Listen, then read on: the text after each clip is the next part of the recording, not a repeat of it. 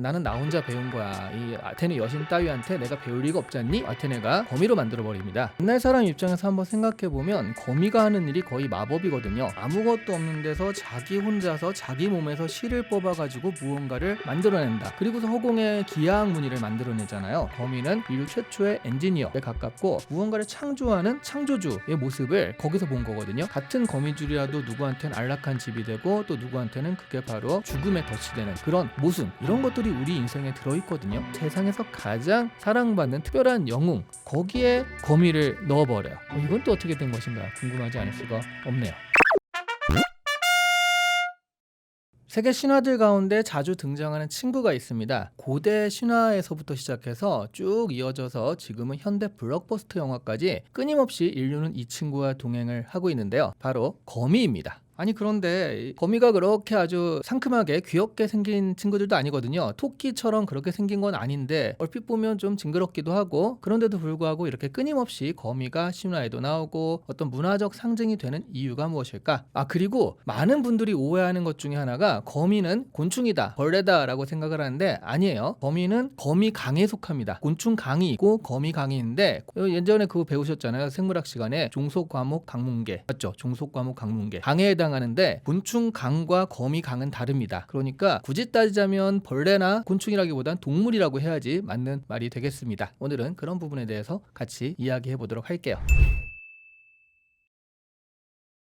이거는 특별하다 못해 정말 이상한 일이에요. 왜냐하면 전 세계 여러 신화, 정말 지역들이 퍼져 있거든요. 고대 그리스는 말할 것도 없고 이집트라든가 아프리카, 이런 곳곳 메소포타미아 이런 곳곳의 대륙들에 쫙 퍼져가지고 거미가 등장을 하고 있어요. 그것도 매우 비슷비슷한 모양으로 등장을 하고 있는데, 아니 독수리, 사자 뭐 이런 친구들은 누가 봐도 좀 있어 보인다 라는 생각이 들잖아요. 근데 거미가 왜 그렇게 사람들과 같이 동행을 하고 있을까? 이것은 상당히 특별한 의미가 있지 않고서는 실제로 이게 이루어지기 어려운 일이다 라고 생각을 해요. 오늘의 진짜 질문은 바로 그겁니다. 왜 이렇게 거미가 우리와 같이 계속 가는 것일까?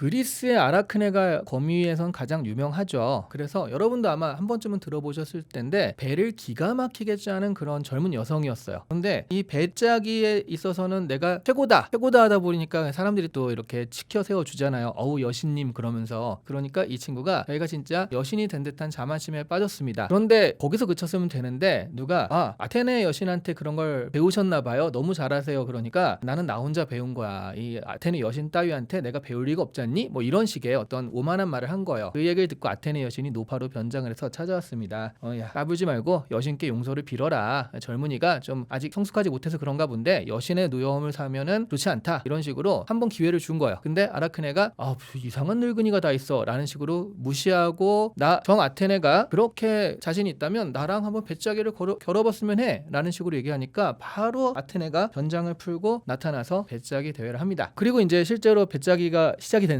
아테네 같은 경우에는 배를 짰는데 걷다가 뭐를 선호하냐면 신들의 완벽한 모습, 그런 걸 선호하고요. 그런데 아라크네 같은 경우에는 신들의 추악한 모습, 특히 이제 제우스가 나쁜 짓 많이 하고 다녔잖아요. 특히 성적으로 말이죠. 그런 부분들, 신들의 민낯 이런 것들을 테피스트리에서 표현을 한 거예요. 그리고 나중에 이제 결과물을 딱 봤는데 이게 놀라운 게 아테네 여신이 봐도요 너무 잘 짠 거예요. 와 이거 완벽해. 막 거기 있는 게 막 살아 움직이는 것 같고 황소가 진짜 막 뛰어다닐 것 같고 막 이렇게 너무 살아 움직이는 데다가, 그리고 그 안에 있는 내용도 사실이거든요. 그러니까 이 여신이 열받아가지고요. 그러니까 사실은 여신의 이게 아라크네가 졌기 때문에 벌을 받았다라고 생각하시는데 아니에요. 실제로 보면 내가 졌다라는 걸 인정하지 못해서 난동을 부립니다. 폭력을 행사하고, 그러다 보니까 아라크네가 그냥 스스로 목숨을 끊어버려요. 그래서 목을 맨 아라크네가 허공에 매달려 있었는데 그곳에 어떤 마법의 약초즙을 뿌려가지고 아테네가 거미로 만들어버립니다. 그래서 거미가 되었다라는 그런 슬픈 전설이 있어요. 이게 참 말이 안 되죠. 왜냐하면 결과적으로 이건 뭐냐면, 어떻게 생각하면 언론이 벌받은 거나 그런 비슷한 느낌이잖아요. 권력에 도전했다가 언론이 그대로 민낯을 드러내니까 거기에 대해서 살아남지 못하게 아예 장악을 해버리는 그런 모습이기도 하고, 예술가가 또 그 예술로서 표현을 했는데 그런 부분에서 권력자가 개입한 것이기도 하고요. 사실 그리스 로마 신화를 정리한 오비디우스 같은 경우가 황제에 의해서 그렇게 밀려난 사람이거든요. 그래서 이 거미 이야기, 아라크네 이야기에 자신의 심정을 넣었다라는 그런 이야기도 있습니다. 그래서 의미심장한 이야기이기도 해요. 권력의 치부를 들춰냈다가 그래서 권력에 의해서 밀려난 최초의 예술가라는 그런 어떤 호칭이 아라크네한테 달려있기도 하죠.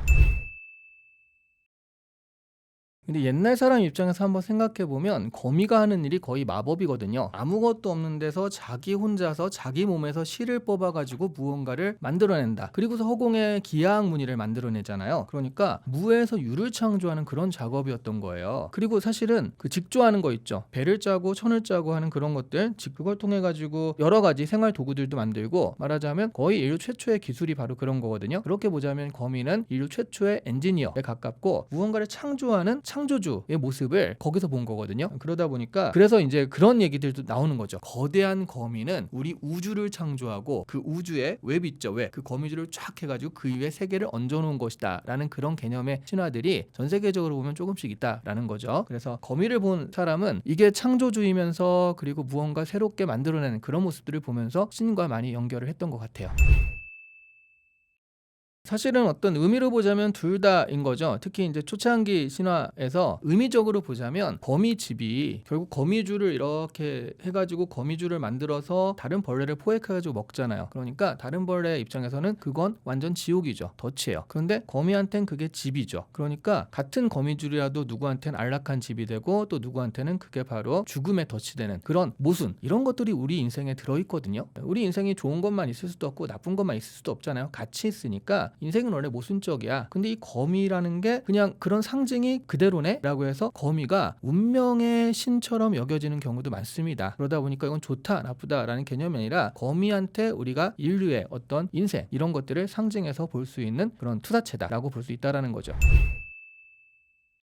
원시 인류가 독거미한테 물려 죽는 일이 있다 보니 그래서 우리가 원시시대 때 DNA에 각인돼서 거미를 무서워하는 것이다. 거미 공포증이 있다라는 이야기가 있어요. 그래서 독일의 막스 플랑크 연구소에서는 그런 것들을 실험해 보려고요. 6개월 된 아이한테 꽃 사진과 그리고 거미 사진 이 두 가지를 보여주면서 반응을 본 거예요. 그랬더니 6개월 된 아이들이 무슨 말을 하겠습니까? 그런데 거미를 보고서 동공이 확장되는 반응을 보였다라는 거죠. 그러니까 두려운 반응을 보인 거예요. 그래서 이거는 각인된 것이다. 뭔가 교육받은 것이 아니라 인류의 DNA에 있다. 그런 스트레스 반응이 나올 수 있도록 DNA에 각인돼 있다라고 이야기가 된 거거든요. 막스 플랑크 연구소 연구진들은 거미는 진화적으로 그렇게 태생적 공포를 가진다. 진화적 기원을 가진다라고 결론 내리기도 했습니다. 그런데 지금은 그거는 틀린 얘기일 수 있다라는 이야기가 나오고 있기도 하죠. 사실 거미가 인간한테 진짜로 위험한 그 독을 가져가지고 물리면 뭐 즉사 이른다. 그럴 만한 독거미가요. 전 세계적으로 보면 전 세계 거미에서 0.5%예요. 99.5%는 안전한 거미인 거죠. 그러면 그 0.5% 때문에 인류 자체가 진화적으로 DNA에 각인될 정도까지의 그런 수치는 아니다라는 거죠. 확률적으로 너무 적잖아요.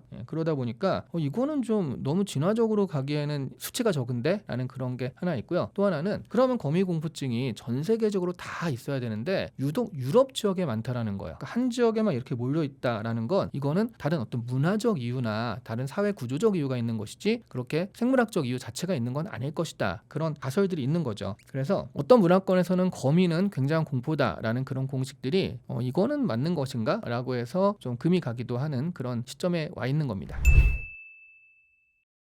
이거는 그래서 가설이라서 함부로 결론 내리긴 어렵습니다. 그런데 가설 중에 하나는 이런 거예요. 거미가 아니라 전갈이다. 전갈은 전 세계적으로도 굉장히 위험한 그 동물이죠. 그래서 찌르면 죽고 그렇잖아요. 독이 워낙 명상을 입기 때문에. 그런데 전갈 같은 경우엔 비슷한 거예요. 거미가 좀 비슷하게 생겼다. 느낌 자체가. 그래서 시꺼멓고 뭔가 다리도 많고 후다닥 움직이고 조그맣고 막 이런 거다 보니까 전갈의 두려움에 거미가 무임승차했다라는 그런 가설이 있는 겁니다. 하지만 뭐 이건 가설이어서 아직 결론 내릴 수 있는 건 아니에요. 그래서 이게 거미 공포증이 DNA에 새겨져 있는 게 아니다라는 이야기가 이제 여기서 나오기도 하는 거예요. 그러니까 유럽에 많은데 실제로 DNA에 새겨지려면 유럽에서 사람이 살기 시작한 것보다는 아프리카, 그리고 정갈은 또 아프리카에 많거든요. 인류의 기원이 아프리카니까 거기서 이제 해서 아프리카 쪽에서 이게 더 심해야 되는데 그런데 오히려 유럽에서 심하단 말이죠. 그러니까 이게 생물학적인 이유가 아닐 것이다 라는 이야기가 되는 것이고요. 유럽 같은 경우엔 왜 거미 공포증이 많은가라고 또 연구를 한 사람들이 있죠. 거기도 가설이 가설입니다. 문화적 가설을 이야기해요. 타란티즘이라는 게 있습니다. 16에서 17세기에 유럽, 특히 이탈리아 쪽에서, 이탈리아 남부 쪽에서 많이 있었던 그런 현상인데요. 춤 광기예요. 그러니까 거미에 물렸잖아요. 그러면 특히 이제 여성들이 이 거미에 물렸을 때 춤을 죽어라 추면은 낫는다라는 그런 믿음이 있었어요. 그래서 거미에 물리는 순간 우울, 당연히 죽을 수도 있으니까 우울감이 오고, 그다음 깊은 슬픔, 안절부절, 떨림 상태, 그런 것들이 있는데 어떻게 진료를 하고 치료를 해도 이게 안 되는데, 그때 춤을 죽어라 추는 거죠. 몇 시간 또 며칠 막 춤을 미친 듯이 추고 땀 흘리고 탈진을 하면은 거미독이 빠져나간다. 그것이 유일한 치료책이다 라고 하는 게 당시의 믿음이었어요. 그래서 나온 게 타란텔라라는 춤도 나와 있습니다. 그런데 이 타란티즘의 이 반전이 있습니다. 이 타란티즘의 범인인 거미는요, 그렇게 치명상을 입힐 정도의 독이 없대요. 그 거미는 말하자면 벌에 쏘인 정도의 독입니다. 그거 우리 가끔 쏘여가지고 아파하고 그냥 끝나잖아요. 그런데 왜 이런 거냐라고 했을 때, 그때 이제 가설이 이런 거예요. 당시 여성들의 삶을 보면 그 옛날이잖아요. 15세기에서 17세기, 16세기 막 이럴 때니까, 그때 여성들은 선택권이 없었던, 억눌려 있었던, 삶의 어떤 재미도 없고, 그리고 권리가 없었던, 사망률은 높고 이런 때거든요. 그러니까 이걸 핑계로, 거미에 물렸다라는 것을 핑계로 일탈을 한 거죠. 이럴 때 아니면 언제 놀아보는 건 좀 그렇고요. 언제 춤을 춰 하면서 평소에 절대로 허용되지 않는 막 춤을 췄다. 그런 것들이 사실은 그 당시 여성들의 일탈과 관계된 것이, 그래서 사회학적으로 그렇게 된 것이 타란티즘의 정체다라는 가설이 있죠. 이렇게 보면 이 거미공포증은 말하자면 사회 문화적 그런 어떤 원인이 된다라고 말할 수 있는 거죠. 의외로 거미는 사람을 물지 않습니다. 왜냐하면 이게 문다라는 건 물론 무서워서 그런 것도 있지만, 그런데 보통은 먹이로 인식해야지 이게 물잖아요. 근데 먹이라고 인식하기엔 너무 큰 거죠. 그래서 먹이로 인식하지 않거든요. 그래서 좀처럼 물지 않는다. 오히려 해로운 것이냐 이로운 것이냐라고 했을 땐 이로운 것에 가깝습니다. 왜냐하면 거미가 전 세계에서 매년 잡아주는 곤충의 양이요, 그러니까 좀 파리, 모기 이런 것들이 있죠. 이런 곤충의 양이 8억 8천만 톤이래요. 그러니까 이 친구들이 없으면 우리는 모기한테 정말 많이 더 뜯겼을 것이다 라는 거죠. 그리고 거미는 생각보다 머리가 있다라고 하긴 그렇지만, 왜냐하면 너무 작으니까 거기 뇌가 있어봤자 얼마나 있겠습니까? 그런데도 불구하고 전략가라는 거예요. 그러니까 먹이가 걸렸으면 얘가 도망갈 수도 있으니까 이렇게 가는 게 아니라 우회로를 통해 가지고 이렇게 가는 걸 생각하고요. 또 거미가 다른 거미를 잡아먹기도 한대요. 그러면 거미가 거미줄을 쳐놓고 걸리면은 탁 오잖아요. 근데 다른 거미가 이 거미를 노리려고 거미줄에 걸린 것처럼 툭 친대요. 그럼 이게 떨리잖아요. 다른 거미가 오는 순간 그걸 옆에 급습해가지고 노린다, 이런 얘기도 있어요. 그러니까 생각보다 똑똑하다. 이게 똑똑한 건 아닌데 어쨌든 생각보다 전략가다. 그리고 또 하나, 여러분 거미줄 있죠. 스파이더맨 이런 데 보면 거미줄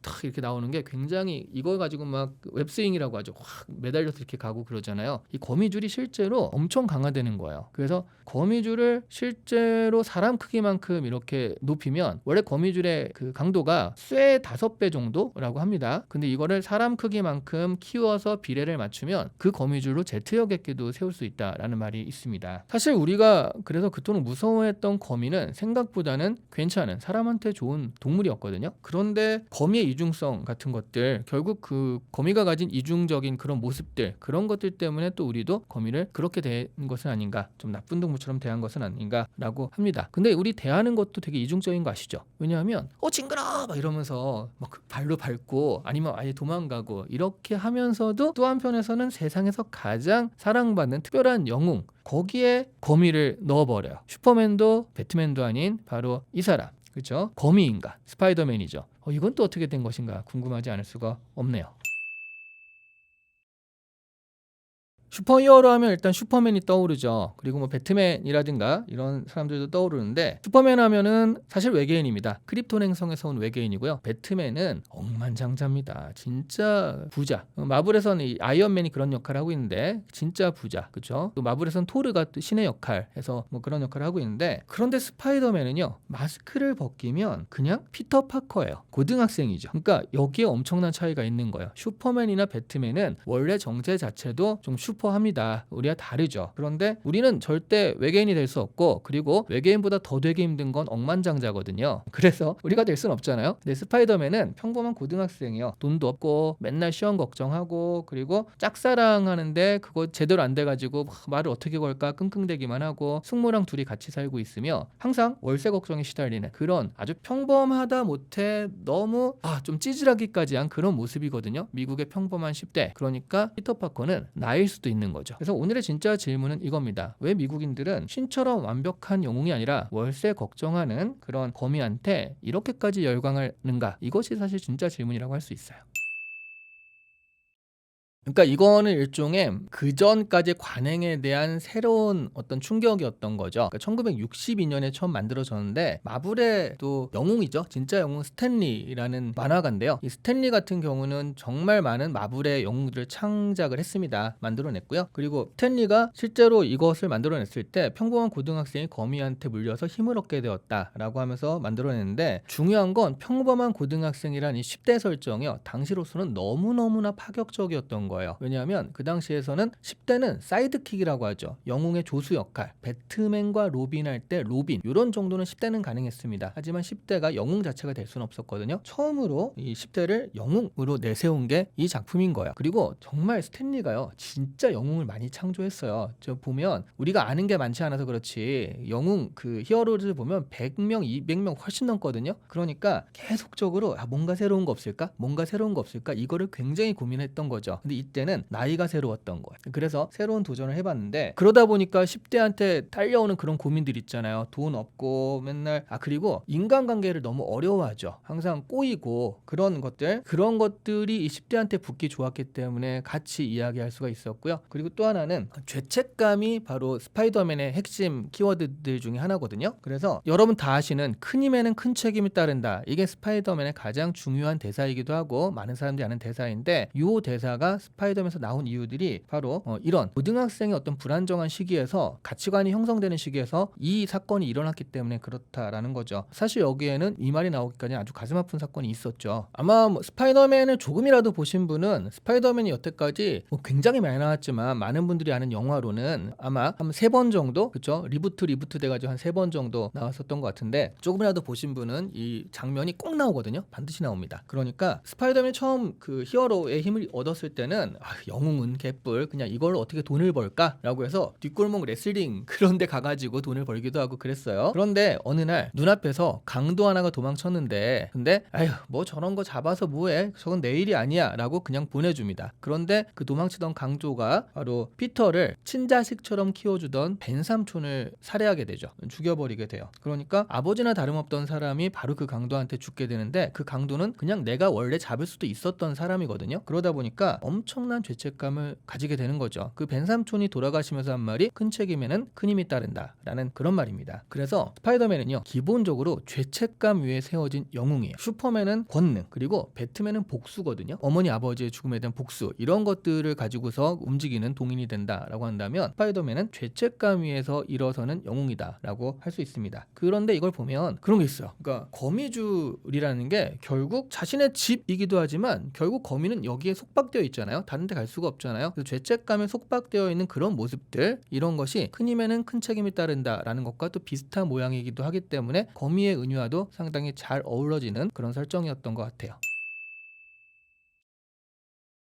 스파이더맨의 비결은 마스크입니다. 여러분 그 슈퍼맨 같은 경우에는 아예 마스크를 안 써요. 그죠? 아이언맨 같은 경우는 마스크를 쓰지만 수시로 벗죠. 그리고 I'm 아이언맨 하면서 내가 아이언맨이다 라고 밝히기도 하고요. 그러고 뭐 배트맨 같은 경우는 아니 사람들 왜 못 알아보나 모르겠어요. 여기가 다 나오잖아요. 그죠? 이만큼 나와가지고 대충 알 수 있는 여지가 있는데 스파이더맨은 완벽하게 마스크를 씁니다. 가려버려요. 그러니까 말하자면 그 마스크 안에는 누구라도 들어갈 수 있어요. 그러니까 지금 여기까지 다 하니까 이게 이 마스크 안에 있는 인물이 흑인인지 백인인지도 모르고요. 아이인지 어른인지도 모르는 겁니다. 그러니까 이 안에 누가 들어가도 된다라는 그런 뜻이기도 하거든요. 그래서 나중에 보면 스파이더맨 유니버스 이런 데 보면 흑인 소년 모랄레스 같은 경우도 스파이더맨이 되고요. 여자인 그웬 같은 경우도 스파이더맨이 됩니다. 그러니까 누구라도 될 수 있는 영웅 그게 스파이더맨이요. 여러분 스파이더맨 하면 제일 유명한 게 바로 이렇게 서로 세 명의 스파이더맨 서로 손가락질하면서 가르치는 그 장면이거든요. 그거 나중에 마블 영화에서도 그래서 재현이 됐죠. 3명의 스파이더맨이 나와서 재현이 되는데 그 장면 같은 경우가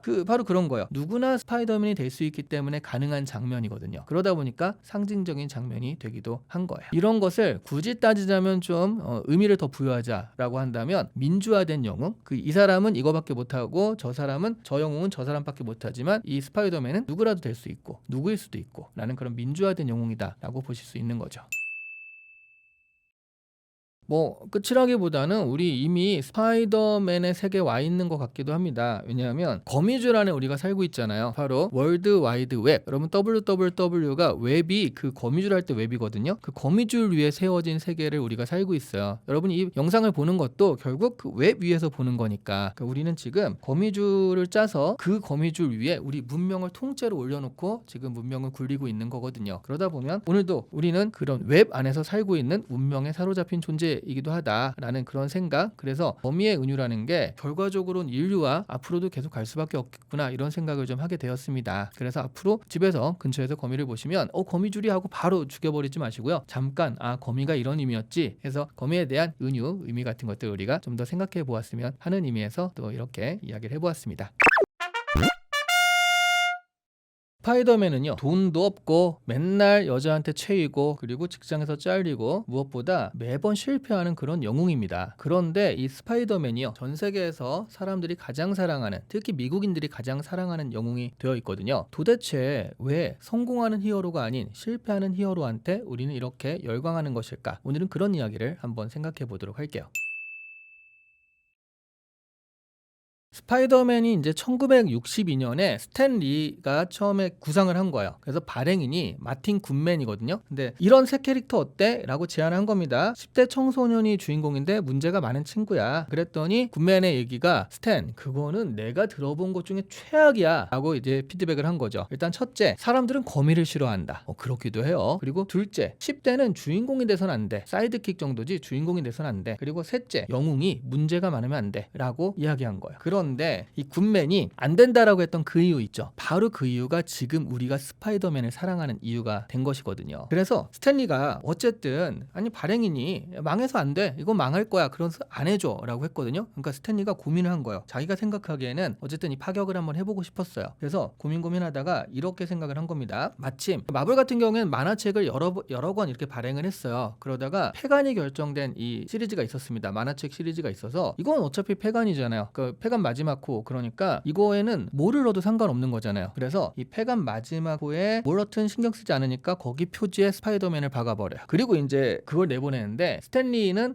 내가 그 결정을 하고 안 잘린 게 다행이다 라고 할 정도로 사실은 그렇게 좋지 않은, 사업적으로 보자면 그런 결정이었다는 거죠. 자, 근데 여기서 반전이 일어납니다. 폐간 기념호라고 할 수 있는 바로 그 마지막 호, 그 마지막 호가 그 해에 그 마블 회사에서 가장 많이 팔린 만화책이 되었어요. 와, 그러니까 판매 부수를 보고 굿맨이 막 스탠리한테 뛰어와가지고, 와 스탠, 우리가 그 좋아했던 그 캐릭터 있잖아, 그 캐릭터로 새로운 시리즈 만들어보는 게 어때? 라고 이야기했다라는 거죠. 최악의 아이디어라는 바로 그 스파이더맨 시리즈가 시작이 되었습니다. 그렇게 보면 스파이더맨은요 태생부터가 그런 거예요. 버려질 책에, 그건 실패한 아이디어니까 버려질 책에 꼬투리로 살짝 들어갔다가 만화 역사를 바꿔버린 거거든요. 참고로 그 스파이더맨이 처음 수록된 마지막 어메이징 판타지 15호가 폐간이 결정된 그건데, 그 책이 2021년에 경매로 나왔어요. 그래서 그 경매에서 360만 달러? 그럼 지금 한국 돈으로 한 50에서 55억 정도? 그런 정도의 돈으로 그게 팔렸다라고 합니다. 와, 정말 폐간 기념호 치고는 가장 성공한 만화책이라고 할 수 있죠. 일단 피터 파커는요 늘 돈에 쪼들리고 학교에선 괴롭힘 당하고 그리고 한 번도 잘 나가는 애였던 적이 없는 그런 학생이었습니다. 그래서 마블에서 나왔을 때 너무 컸던 거예요. 그 스파이더맨이 막 우주적으로 싸우잖아요. 어벤져스에 속해가지고 그게 원래 스파이더맨 개념과는 되게 달랐던 거죠. 그래서 마블이 리셋을 한 게, 그래서 다시 모든 사람이 스파이더맨을 입고 뉴욕에서 그 월세를 걱정하는 청년으로 되돌려버린 게 바로 그런 이유거든요. 원래 우리가 사랑하는 이웃집의 스파이더맨 개념은 아니다 라는 개념으로 다시 이렇게 되돌렸는데요. 스파이더맨은 그래서 정말 찌질해요. 한마디로 찌질해서 인생이 잘 안 풀립니다. 사진 찍어서 신문에 팔아가지고 연명을 하는데, 그런데 편집장은 매일같이 스파이더맨을 악독한 악당, 이런 식으로 위험한 범죄자, 이런 식으로 취급을 합니다. 그러니까 스파이더맨은 활약할수록 더 욕을 먹는 그런 캐릭터이기도 한 거예요. 그래서 근데 자기가 어쨌든 히어로 일을 하다 보니까 약속은 맨날 펑크내고요. 그래서 그 여자친구랑 MJ랑 만날 때도 항상 펑크내고 이런 식이거든요. 그래서 결국 채이게 되고, 팬들 사이에서는 피터의 운빨이라는 그런 이야기도 있다라고 해요. 정말 일이 안 풀릴 때 저 정도는 피터의 운빨이다 라고 이야기한다라는 거죠. 근데 이게 핵심이에요. 스탠리가 의도했던 핵심이 바로 이겁니다. 이거는 나거든요. 잘 나가는 영웅은 내가 될 수 없어요. 그죠? 외계인일 수도 없고 정말 엄청난 억만장자일 수도 없고 내가 될 수 없는데 좀 멋있다, 대단하다, 그 사세라고 하죠. 그들이 사는 세상이다 라고 할 수 있는데, 피터 파커는 저거 그 거미 힘 빼고는 나랑 똑같은데, 맨날 실패하고, 그렇죠, 시험 망치고 돈 얻고 짝사랑에 또 실패하고 이런 것들 나랑 똑같은데, 그래서 독자들은 영웅의 힘이 아니라 이 영웅의 실패에 열광을 하게 된 겁니다. 거기에 자기를 비치게 된 거거든요. 재밌는 상식이 하나 있는데, 처음에 그러니까 첫 등장했을 때 처음에 거미한테 물렸잖아요. 그런데 이 거미를 인섹트라고 표현을 해요. 그러니까 곤충이라고 표현을 합니다. 그게 잘못된 거거든요. 곤충이 아니라고 그랬잖아요. 그러니까 스파이더맨은 처음부터 잘못된 실수에서 시작이 된 거예요. 그래서 영웅의 서사부터가 일단 작은 실수로 시작이 되었다. 이거 자체도 스파이더맨의 재밌는 비하인드 중에 하나죠. 스파이더맨의 가장 큰 실패는 바로 벤 삼촌의 죽음이죠. 자기가 막을 수 있었던 강도를 안 막고, 이건 못 막은 게 아니에요, 안 막고 놓아주었다가 그 강도가 삼촌을 죽이게 되면서, 그러면서 큰 힘에는 큰 책임이 따른다라는 말을 새기게 되는, 죄책감을 가지게 되는 그런 이야기가 스파이더맨의 가장 큰 실패거든요. 근데 여기서 중요한 사실이 하나 있습니다. 그러니까 벤 삼촌의 죽음은 사실 피터의 영웅 활동, 히어로 활동을 정당화해주진 않는다라는 거예요. 그러니까 끝까지 갈등하고 불완전한 인간으로 남겨두는 게 바로 이 죄책감이라는 거죠. 보통은요, 영웅 이야기 같은 경우 예전에 무슨 비극부터 시작해서 어떤 죄책감이 있으면 그 죄책감을 딛고 일어서는 이야기거든요. 그래서 영웅이 되는데, 스파이더맨은 이 죄책감을 가지고 싸워요. 죄책감을 극복한 영웅이 아니라, 실패를 극복한 영웅이 아니라 그 실패를 짊어지고 사는 그런 영웅이라는 거죠. 그런 면에서 우리 인간들은 실패를 짊어지고 사는 거잖아요. 실패를 극복하는 사람이 많지 않죠. 그러니까 그런 사람은 위인이 되는 거고, 사람들이 우와 대단해 라고 말할 만한 그런 사람이 되는 건데, 보통은 실패를 짊어지고 사니까 이런 면에서는 우리 보통 인간과 가장 유사하다, 가장 유사한 히어로다 라고 할 수 있는 거예요. 벤 삼촌의 죽음이라는 게 스파이더맨의 시작이었다면, 스파이더맨이 가장 절망하는 실패는 바로 연인이었던 그웬의 죽음입니다. 스파이더맨은 일단 어렸을 땐 MJ와 사귀고, 그 다음에 나중엔 그웬과 연인이 되는데, 근데 1973년에 정말 만화 역사상 충격적인 사건이 일어나요. 히어로의 여자친구가 죽는 사건입니다. 그런데 그 전에 보면 사실 이 히어로 만화들은요, 사실 어린이들이 많이 보잖아요. 그래서 웬만해서는 안 죽어요. 항상 피가 철철 넘치지도 않고 웬만해서는 죽지 않습니다. 감옥에 갇히거나 뭐 이렇게 되는데, 게다가 히어로의 여자친구가 죽는 사건, 이게 엄청난 일이거든요. 그웬 스테이시라는 연인이었는데, 스파이더맨의 숙적 중에 하나가 고블린이죠. 고블린이요, 그웬을 이렇게 다리 아래로 던져버립니다. 그래서 스파이더맨이 반사적으로 그웬을 잡으려고 거미줄을 쏴요. 그래서 그웬을 잡았거든요. 근데 낚아채는 순간 이게 살았다라고 하는데, 갑자기 만화였죠. 그때 만화 옆에 스냅이라는 소리가 나요. 딱! 이란 소리죠. 그게 나고 다시 내려가 보니까 그웬이 죽은 겁니다. 여기서 논란이 생기는 거예요. 그러니까 딱이라는 거잖아요. 이렇게 하면 탁인 거잖아요. 이거는 고블린이 던져가지고 여기에 부딪혀서 죽은 게 아니라 스파이더맨이 잡아서 목이 부러져서 죽은 거거든요. 그러니까 이거는 스파이더맨이 죽인 거 아니야? 라는 그런 논란에 휩싸이게 되는 장면이기도 해요. 이게 상당히 오래 논란에 휩싸였습니다. 그러다가 나중에 편집부가 이건 스파이더맨 때문에 죽은 게 맞다 라고 이렇게 인정을 하기도 했어요. 근데 편집부가 덧붙였죠. 그런데 그렇게 안 했어도 어차피 바닥에 부딪혀서 죽었을 수 있으니 이거는 선택지가 있었던 상황은 아니다 라고 얘기를 하기도 했습니다. 구하려는 행동이 오히려 이 사람을 죽음에 몰아세우게 만든, 그러니까 이거야말로 스파이더맨의 완벽한 실패였던 거죠. 근데 이 사실 스냅이라는 것도요, 여기서 원래 작가가 처음에 그 원화를 넘겼을 때는 스냅이란 말이 없었대요. 그러니까 이게 딱 소리가 나니까 이게 목이 부러졌구나 이렇게 생각을 하게 되는 딱 그 효과음인데, 그게 없었대요. 근데 그거를, 그러니까 원작자한테는 그게 없었는데 그림을 그린 작가가 그걸 스냅이란 말을 써넣었다는 거죠. 그러면서 한 50년 동안 팬들의 논란이 불지피게 된, 누가 그웬을 죽였냐 이걸 가지고 논란을 부추기게 된 바로 그 사건, 스냅이라는 그 효과음 하나가 그렇게 히어로의 운명을 바꿔놓게 된 겁니다. 우리는 이기는 영웅을 동경합니다. 그런데 지는 영웅한테는 위로를 받아요. 이기는 영웅은 야 나처럼 돼야 돼 이런 식의 그런 메시지를 준다라고 한다면, 근데 그거는 대부분 불가능한 주문인 거죠. 연예인들 보면 순식간에 살을 20kg 빼가지고 탁 나오기도 하고, 그런데 그 연예인이니까 가능한 거지 사람들한테는 좀 불가능한 주문이잖아요. 반면 스파이더맨은요, 항상 이렇게 얘기해요. 나는 정말 매일 실패하고 돈도 없고 체이고 욕도 많이 먹고 가장 소중한 걸 지키지도 못해. 그런데도 오늘 또 마스크를 써. 스파이더맨을 보면 진짜로 피자 배달을 하는데 피자 배달 늦어가지고 막 욕먹고 그러는데 굳이 피자 배달을 하다가도 강도가 나타나면 또 거기로 간단 말이에요. 그래서 아니 왜 저렇게까지 하지? 라고 하는데 여기서 중요한 게 그거예요. 진짜 영웅은요 한 번도 안 지는 게 아니라 실패하고 져도 다음날 다시 마스크를 쓰는 것, 다시 일어서는 것, 이런 것이 영웅의 진짜 메시지라는 거죠. 미국이 들려주고 싶어하는 이야기도 이거고요. 미국 사람이 본받고 싶어하는 것도 이겁니다. 잘 나가는 사람의 큰 성공담이 아니라 무너지고 힘들고 욕먹고 빈털터리가 되어도 다시 일어날 수 있는 그런 평범한 사람의 이야기. 그게 바로 수많은 영웅 중에 스파이더맨을 가장 미국적인 영웅이다, 우리 이웃집의 히어로다 라고 하는 이유가 바로 이런 것들이에요. 사실 좀 이거는 이렇게까지? 라는 그런 비하인드가 있는데 만화 역사상 아마 거의 처음? 만화 역사상 어쨌든 충격적으로 히어로의 여자친구를 죽인 게 그웬을 죽인 거라고 그랬잖아요. 그런 결정이 사실은 이유가 뭐였냐면 이게 너무 지금 서로 잘 사귀고 그러니까 이게 이 정도 사귀면 이제 결혼까지 생각해야 되는 단계로 간 거죠. 그런데 스파이더맨은 이렇게 행복하면 안 된다라는 생각에 편집부가 죽음을 결정한 거라고 합니다. 그러니까 스파이더맨은 개인적인 비극, 고뇌 이런 것들이 스파이더맨의 본질이고 사람들이 사랑하는 이유인데 이게 너무 행복하면 안 돼. 그리고 이런 거 있잖아요. 우리 밈에 보면 형 이렇게까지 행복하길 바란 건 아니야. 이런 거 있잖아요. 그러니까 영웅에서 그 스파이더맨에게서 행복과 안정을 빼앗기 위해서 그래서 그를 가장 사랑받는 영웅으로 만든 바로 그 이유를 지키기 위해서 연인이었던 그웬을 죽인 것이다. 그렇게 결정을 한 것이다. 라는 이야기가 있습니다. 그러니까 여러분 다음에 혹시 스파이더맨이 날아가는 장면을 보시더라도 저 친구가 되게 즐기면서 웹스윙 이렇게 하면서 즐기면서 가는 건 아니구나. 고뇌와 그리고 하지만 실패해도 또 다시 일어설 수 있는 그런 평범한 청년이 지금 또 하나의 사건을 향해서 날아가는구나 생각하면서 봐주시면 조금 더 재미있게 스파이더맨을 보실 수 있을 것 같아요.